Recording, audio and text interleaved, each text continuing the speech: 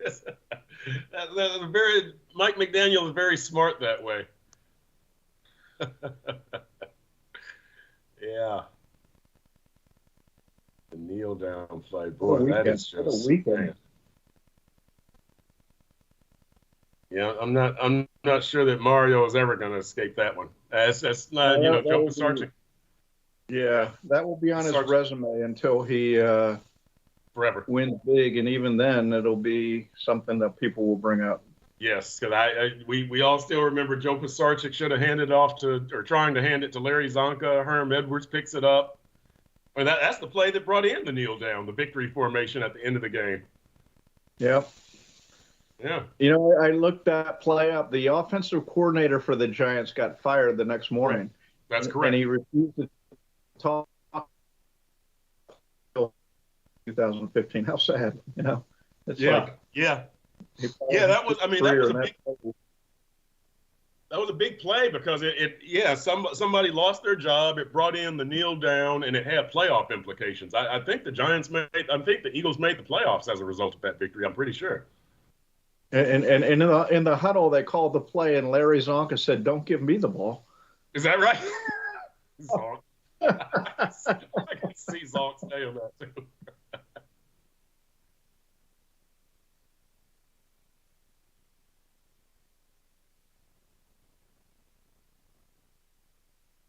All right. Get some water. The throwback question deal. You need to say to Perk, "Wipe one last wipe." I know, right? I know, that's always my deal. Yeah. Matter of fact, I pulled the curtains here because I've got the air conditioning down to 71, and I'm thinking I'm still gonna sweat. Because I can feel it now. I'm hot. Sam, so what do you say your house at, Perk? Usually during the day it's at 75. At night it's at 72. Yeah, that's about me. Okay, so down to 71 isn't that far out of the. No, I know. I probably need to have it cooler, but you know. I'd say down to 50. Yeah, that's about right for me.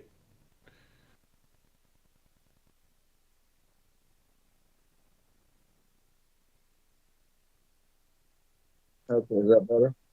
Okay,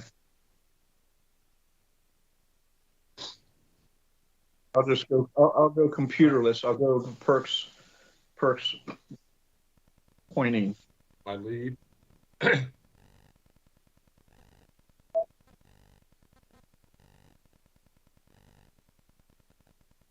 All right. Yeah, I'm not finding the chat, but I guess it'll come up, right? It'll come up.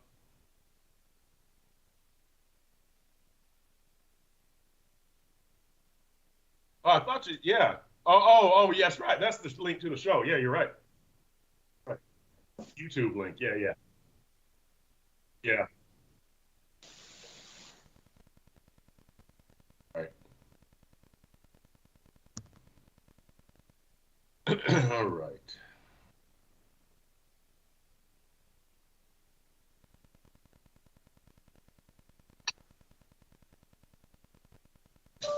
Yes, yeah. Looks like it's muted already. Yep.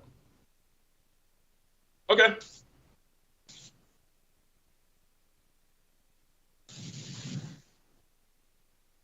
Okay.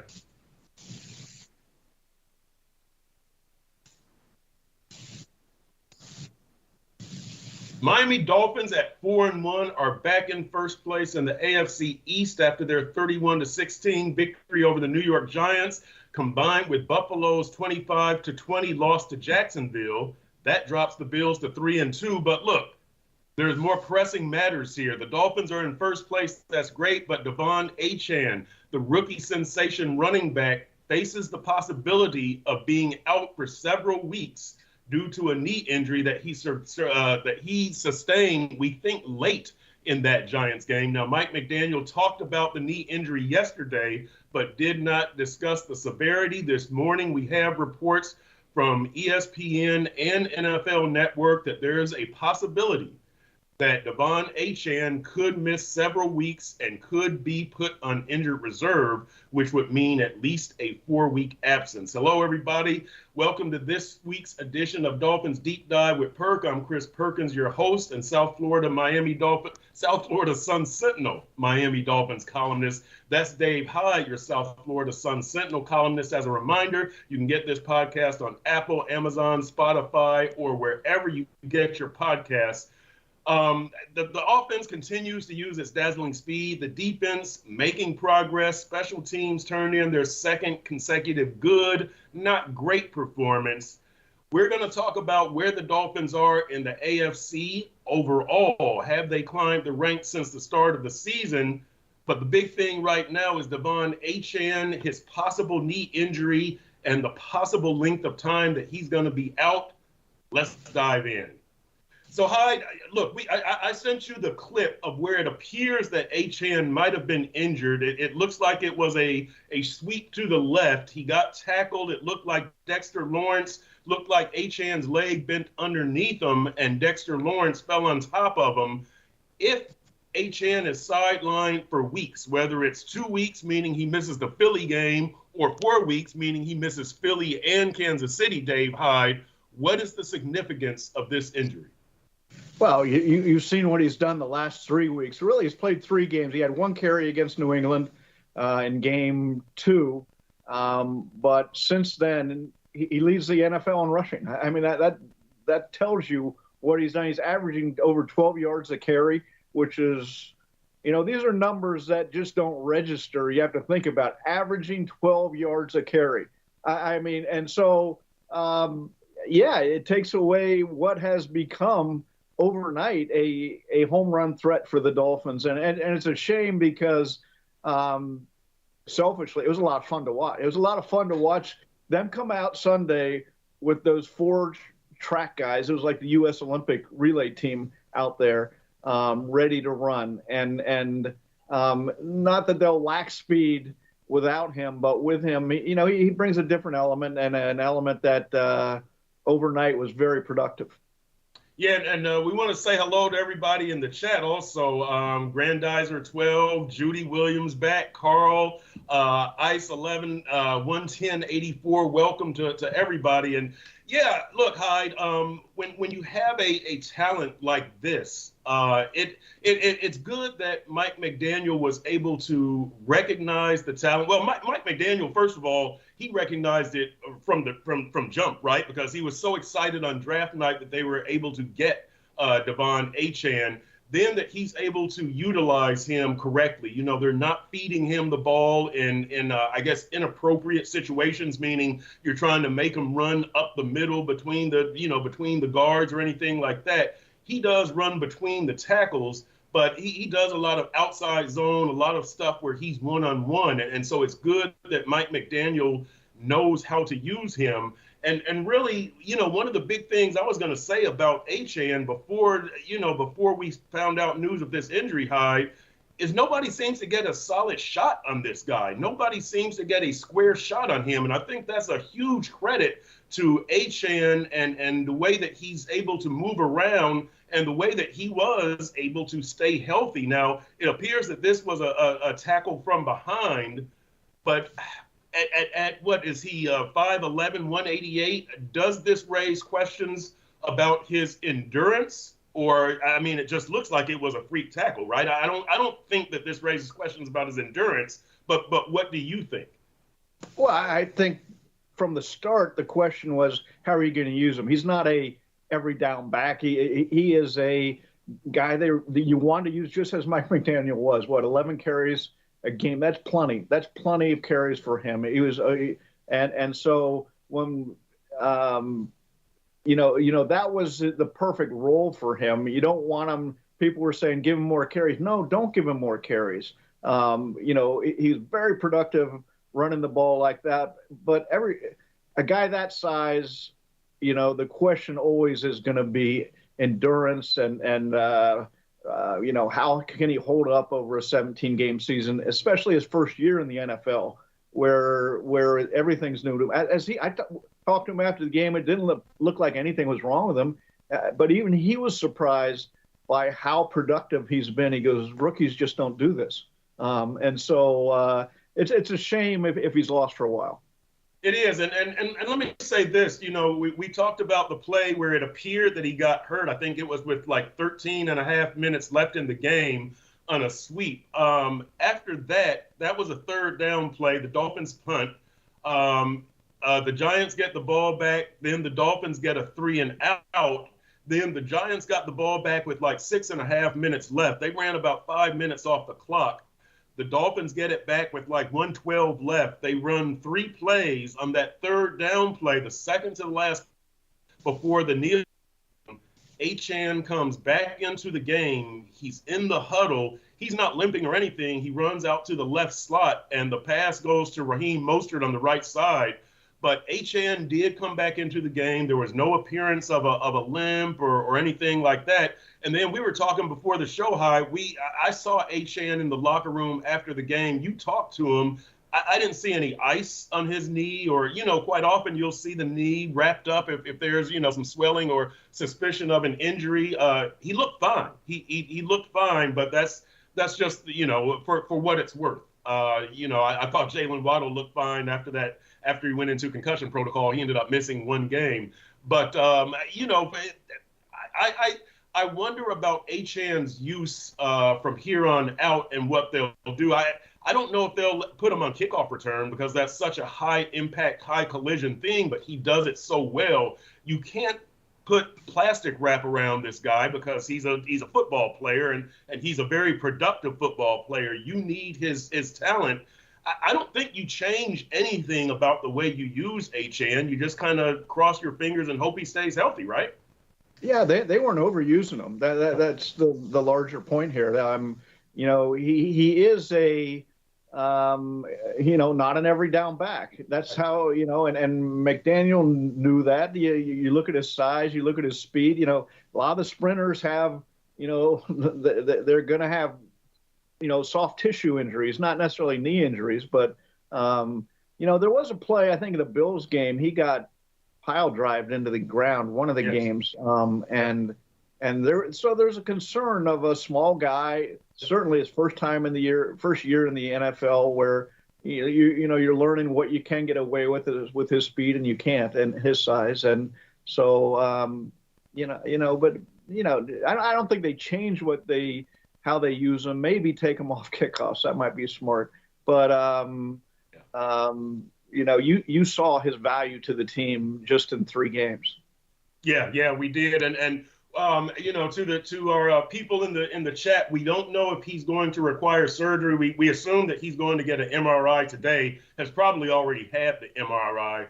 Don't know if we're going to learn the full extent of the injury or the full results of the MRI, but I would suspect that by this evening or tomorrow when we talk to Mike McDaniel, they'll have a much better idea of what they're going to do with Achane. One more thing very quickly, he might not go on IR immediately. You remember with Teron Armstead, it was a few days before they put him on IR. So we'll just have to wait and see what happens with Achane, but definitely something to watch and a big blow, potentially a huge blow to this offense.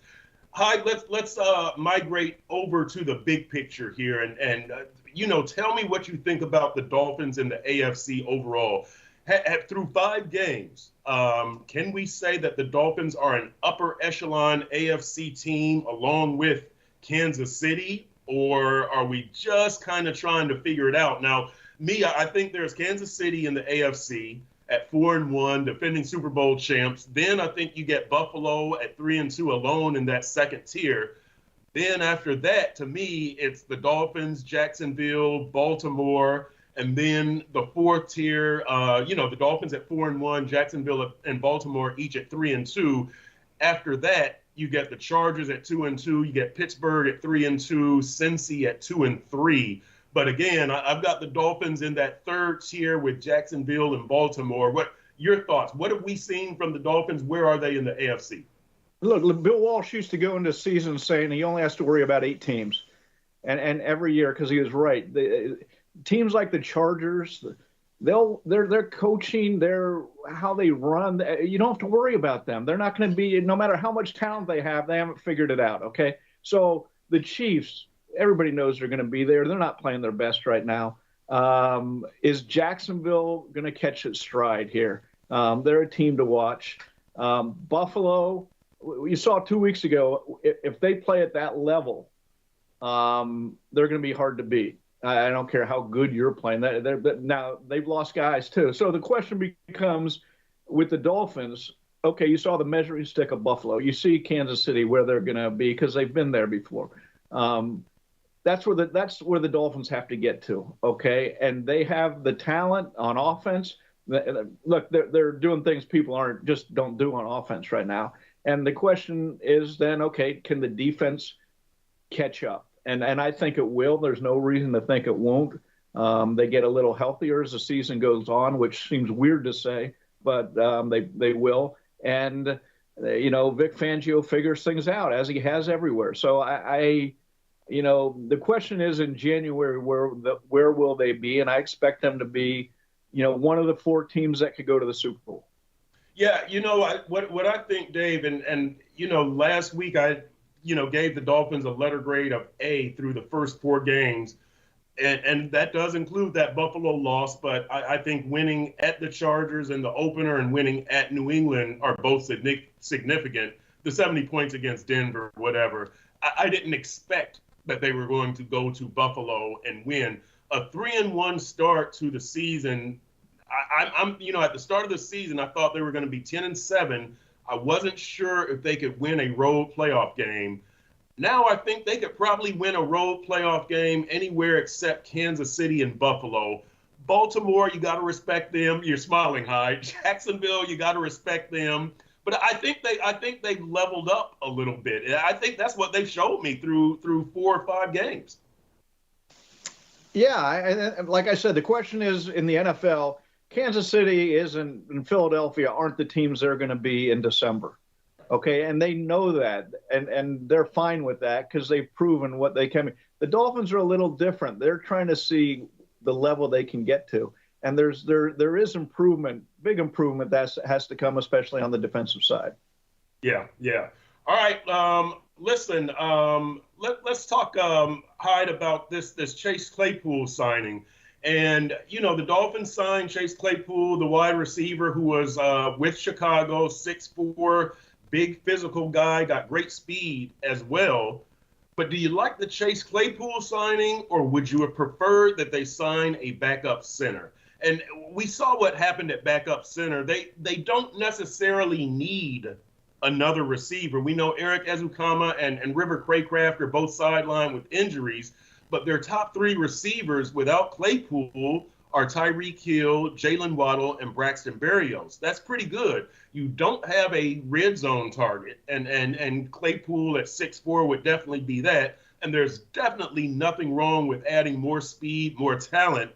To me, Hyde, this was kind of like when teams draft the BPA, the best player available, as opposed to filling a need. So which side do you come down on here? I don't know how realistic it is that you're going to need a backup center again, but you might, and you might need a backup left tackle with Terry Armstead being down. You're technically down to your second team tackle. So do you like Claypool signing, or should you have gone for more backup offensive line? Well, I'm not sure one precludes the other eventually, does it? And I don't know who's out there as a backup center. Now, to me, the Claypool signing was about 6'4". You look at Hill, Berrios, and Waddle. I called them earlier in the year McNuggets. McDaniel's small. They're very talented, but they don't. And what's the question I have for the Dolphins is in the red zone. They've gone to Hill, but who can they find? Who do they? And so if Claypool can get on the field, if he can prove, he gives them a different target, especially in the red zone. Someone to throw to, someone with some size that can go up and get the ball. And that's something they don't have. So I like the Claypool signing for what it might bring. We'll have to see what he can do. He's been, let go by 2 teams now, or moved on from 2 teams. So we'll have to see what he brings. Yeah, and there's talk in the chat that Claypool might be turned into a tight end, and that's some talk on the internet. And so, we see what you guys are talking about. Raphael Courtwright, one of our regular viewers, Pretty Boy saying that we definitely need a big body wide receiver. And you're right, Hyde, and Pretty Boy, you're right also. It would be a good red zone target. To me, I'm kind of at the point where, you say offensive line is important to you, but are you showing us that? Now, look, Chris Greer did tell us that we're more worried about offensive line than they are in that building. And a lot of us kind of laughed at him and said, yeah, there they go, devaluing offensive line again. So, look, this offensive line has done a very good job. So to the Dolphins, the Claypool signing does seem that they know what they're doing a lot more than I know what they're doing.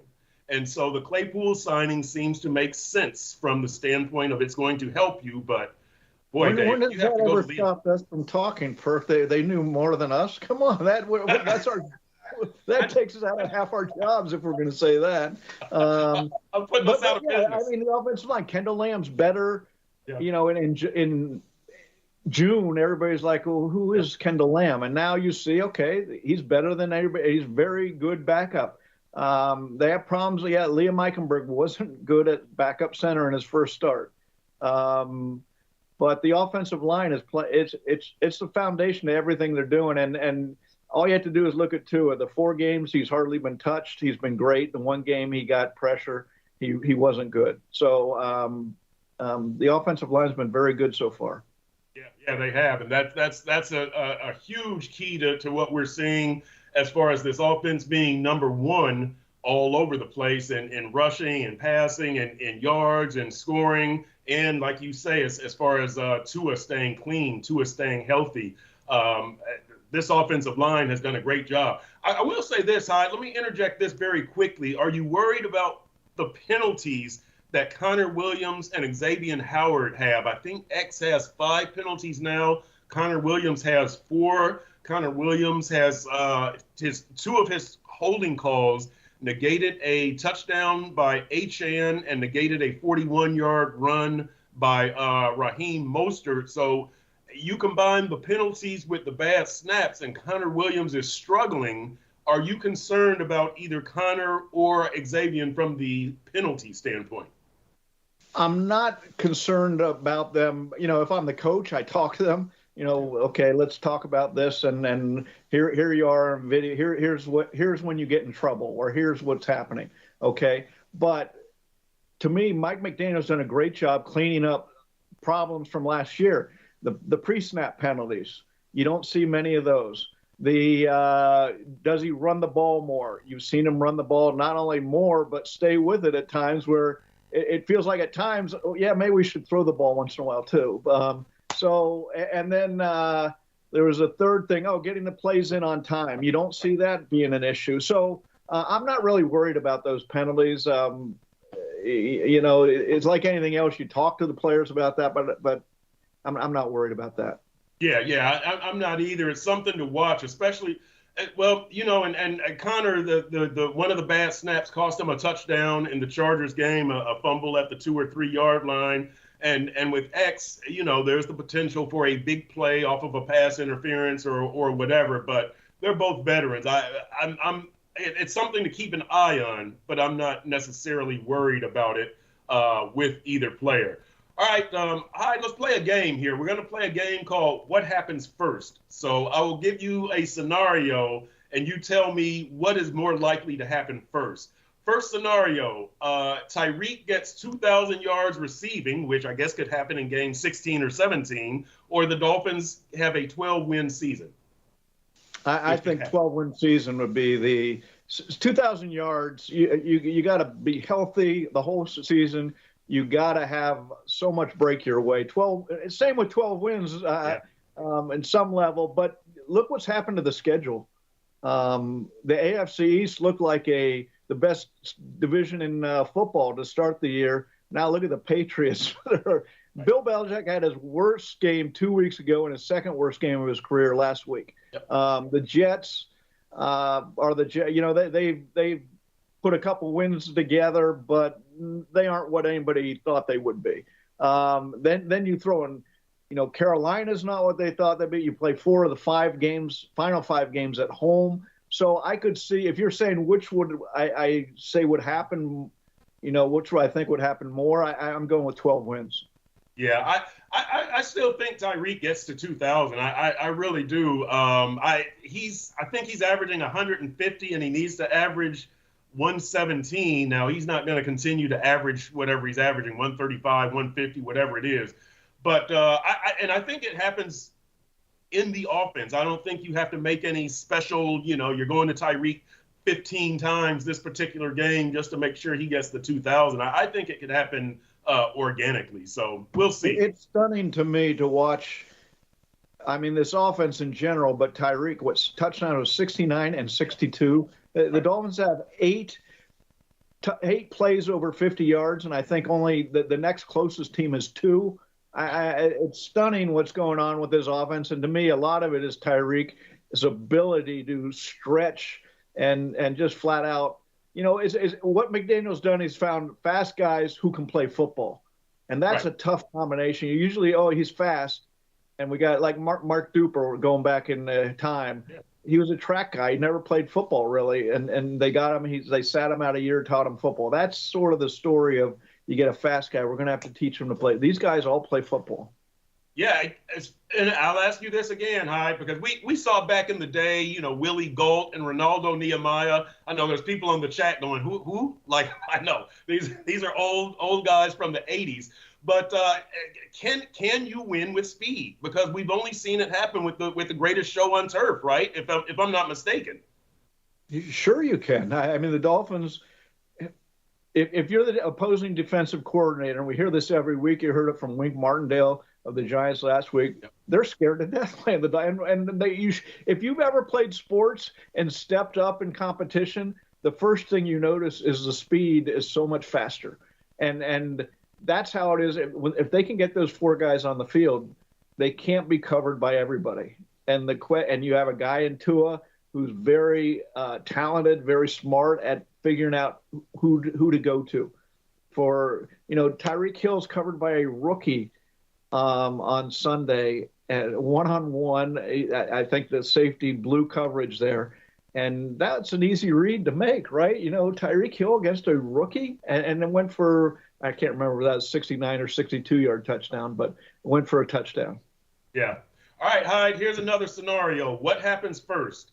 Teron Armstead returns. He's out at least 3 more games. Or Jalen Ramsey returns. He's out until maybe December, which is 7 games. I think Jalen Ramsey comes back around Halloween. But who comes back first, Armstead or Jalen Ramsey? Well, let's turn the question around. Who's going to be there in January? Okay, because that's really what we're talking here, all right? December to get ready for January. And I mean, you have to just say Jalen Ramsey would be my pick, who you would expect to be there, assuming that this everything goes well in his rehab, okay, and he can get out there and he can play his game. Because I mean, Teron Armstead has played a game and a half. He had off-season surgeries. We know his career. We don't need to go into it. It was a questionable signing when they signed him, just because he's going to miss 5.5 games a year. If you took the over, you're going to win that one this year. And, the question is, you just can't count on him. Yeah, unfortunately you can't. And, the Armstead injury, I guess, it's disappointing, I guess, but it's not unexpected. That's the thing. You expect, I think if you're thinking you get 10 starts out of Armstead and he's healthy in December and January, that's a win. That's what you want out of him realistically. If you get more than 10 starts, that's probably a little bit of a bonus. In fact, I would say, look, he didn't practice all last year. He played. Right. I would hold him if he's at all has a chance to come back or wherever he is. I would hold him out to January. Just say, we need you in the playoff games. We don't need you, depending on how the season's going, of course. But that would be a tempting thing to do with Teron Armstead. He's very good when he's in there. He's just not in there very often. Yeah, and that depends on how well Kendall Lamb plays, too. But so far, it appears Lamb is going to do the job. All right, Hyde, I've got one more for you here, and I changed it up. I had a Achane in there earlier, but here's what happens first. The defense finds its footing, or the offense has another 50-point game, which they had 70 already. Which happens first? This offense could have 50-point games coming up here this week, Sunday. This week, the Carolinas, So, but I'll say with the defense finding its footing, 50 points, even. I mean that's over the top to predict they're going to do it again. I really, everybody told me Vic Fangio, and look, 11 teams are, I think, using his defense. There's a reason why teams are using his defense and why the original everybody wanted him. So I'm going to say he's going to figure it out here. Yeah, I think the defense, I've been saying around Thanksgiving that's when I think that the defense is really going to find its footing. You've got to work through some things. They put Eli Apple back in there at the nickel. They had Justin Bethel in there at the nickel briefly. They're still finding some things out. They've done a good job. Jalen Phillips, I believe, has missed 3 games. Andrew Van Ginkel has stepped in there very nicely. And so, it's a process of finding who can do what. You're seeing that Javon Holland is playing closer to the line of scrimmage sometimes. They don't play a true 8-man front, but sometimes they'll creep Holland up closer to the line of scrimmage. So I think this is really a big fact-finding mission in a way for Vic Fangio. Again, these teams don't play in the preseason, right? That defensive, the starting 11 might have been on the field for maybe 30 snaps together in preseason. That's half a game. That might be too much, but you're still finding out what this defense can do. So, but I do think that it's going to find its footing before the offense has another 50-point game. All right, Hyde, let's migrate and let's look ahead to the Philly game. I know that's looking up. What are you doing? No respect to the Panthers, Hyde. No respect for Carolina. Wow. None. You're breaking form. You're breaking format on the show. Looking ahead 2 weeks. I know it. So, Hyde, what does that Philly game mean? It should be a case of the 5-1 Dolphins on the road against an undefeated Philly team. Philly is 5-0. They have the Jets this week. So you could assume that Philly is going to win. Would it mean anything if the Dolphins won at Philly? Would it mean anything if the Dolphins lost at Philly? Yeah, sure. And again, it comes to how they play, but you don't want them to get blown out again like in Buffalo, because they're playing a top 5 team in the league again. And, you don't want to build up evidence. Okay, you're whipping on the bad teams, but you still have you have a long way to go to get to the great teams. Okay. So it's almost at this point, if they win or lose, it depends on how they win or lose. Okay. If they win, that takes care of itself. But if you lose, a tight game and you play Philly tough to the end, then it's October and there's a lot of football to be played, and you've shown that you can go toe to toe with a good team. But I can't believe we're talking about Philadelphia right now, Perk. I'm shame on you. Where's your one game at a time mentality? It's gone when Carolina is coming to town. It's gone. It's gone. Yes, Judy, I saw you on the chat. I know I am. I'm skipping. You agree with Dave Hyde. I'm skipping right over Carolina. I do think that the game would be significant either way, Hyde, because one of my big things, and people have been on me about this, but one of my things from last year was the Dolphins struggled against playoff caliber teams, and they didn't beat one after September. September when you started off and you beat Buffalo and you beat Baltimore, and then you didn't beat another playoff caliber team. I know Tua wasn't there for all of those games. But, you lose to Minnesota and you lose to Cincinnati and you lose to the 49ers and you lose to the Chargers and you lose to Buffalo again.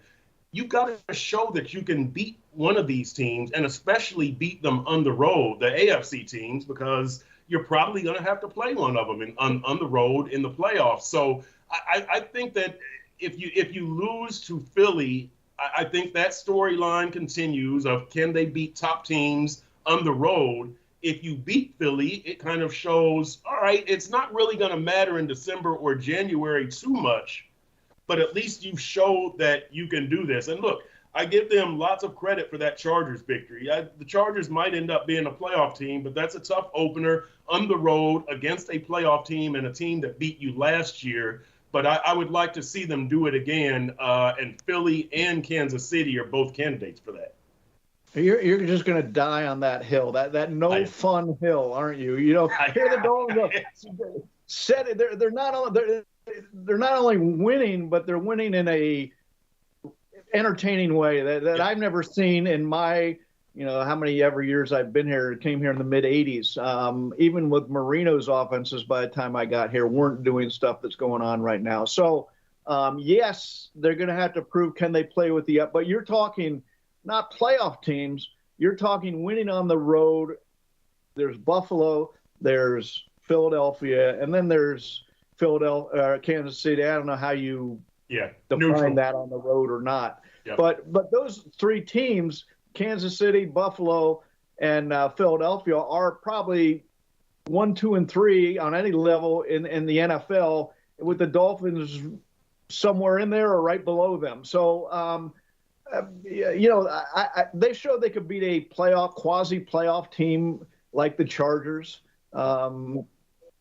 This is are they with the best in the league? But I'm not going to make that at the defining point of this season right now. That'll be down the line. Yeah, not a defining point, but important. And shouts out to Travalis Tinker from the Bahamas in our chat here, checking us out. Yeah, Hyde, I do think that it's significant. What do you think would need to happen for the Dolphins to win at Philly? I mean, is it mostly on Tua? Is it mostly on Tyreek? Is it on the turnover margin? Is it on the defense? Do you have to hold those receivers, A.J. Brown and Devontae Smith, in check? What do you think needs to happen in the Philly game? Yeah, I mean, the defense has to play better than it did in Buffalo. I mean, that's how they lost that game, right? I mean, the offense had 20 points, not enough, but the defense gives up 48. You're not going to win any team against any good team when you have to score that much. So the short answer is right there. The longer answer is the offensive line. The question always is how offensive lines travel, because the noise, because of the communication you need, and simply because, especially with the Dolphins, you need good protection to run your offense. You cannot have Tua getting hit or even being pressured. And so the offensive line would be the next step for me. Hyde, let me ask you this, because this is another thing that people poo-poo when I say it, and Furones poo-poos it. This offense, knowing what you have defensively, this offense has to carry a bigger share of the load, right? This can't be a 50-50 deal. The offense, it's almost 65-35. I don't want to say 70-30, but this early in the season, when you don't know what you have defensively, I think the offense has to, and going to Buffalo and scoring 20 points, I don't want to say it's inexcusable. It's not winning football. That's not going to get it done. And so I point to the offense like you cannot go to Buffalo. Look, last year you scored 29 up there in the snow. You scored 31 without Tua in the wild card. So to score 20 on this year with this offense, that's a huge disappointment, a huge letdown. And you didn't carry your share of the load. Now, if they would have scored 40, you still lose by a touchdown, by more than a touchdown. But this offense cannot go into Buffalo and score 20 points, Hyde. It just can't. Well, what they can't do is look great for the first 2 series and score 2 touchdowns, and the rest of the game score 6 points. That was a disappointing. And look, the margin of defeat was in that one was the disappointing thing. The defense gave up a lot, 48 points. The offense that wasn't representative for the last 3 quarters of what they can do. And so it was an overall, both units were disappointing. Then we get into special teams, and it seems like there's always a play or two there you're like, what the heck happened there? But yeah, does the offense have to do more? Yeah, right now they do. but the idea is the defense has to start doing something against good opponents. You can't expect the offense to have to score in the 40s against good teams. No, you can't expect it, but that's the reality, and not in the 40s, but 30. I mean, because of Sure, yeah, yeah, especially on the road, because of yeah. what you have defensively. Yeah, yeah. All right. You know what? I look, Alessandro Figueroa. I know one game at a time. I know. So You're we're a gonna. bad person, Perk. I can't believe you're doing this. I know. I know. People are surprised. People are surprised. I've always got some surprises. All right. So let's get refocused, Hyde. It's prediction time. Who you got this week? I'm going Dolphins 30. I'm going Dolphins 38-20. And that's probably a bit of a disappointment if you think that, well, this defense is making progress and you're going to have them allowing 20 points to Carolina at home.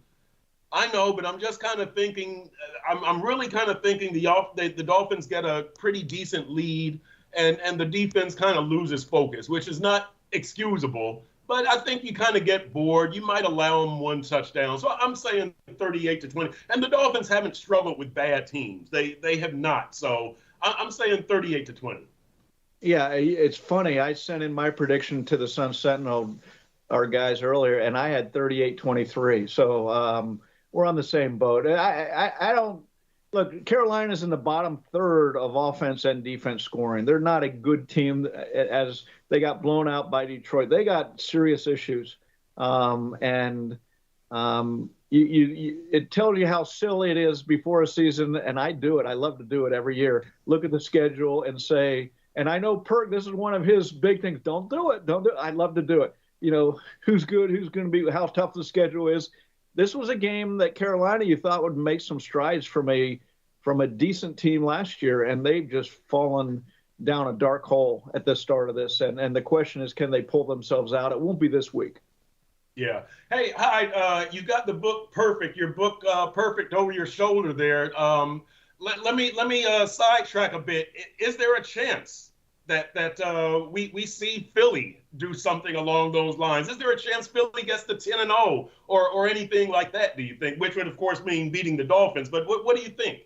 I hope so, because it might sell some Still Perfect books, you know, people looking around at the story of the 72 Dolphins. No, I don't think the way neither Philadelphia just isn't playing that way, are they? They went life and death with Washington.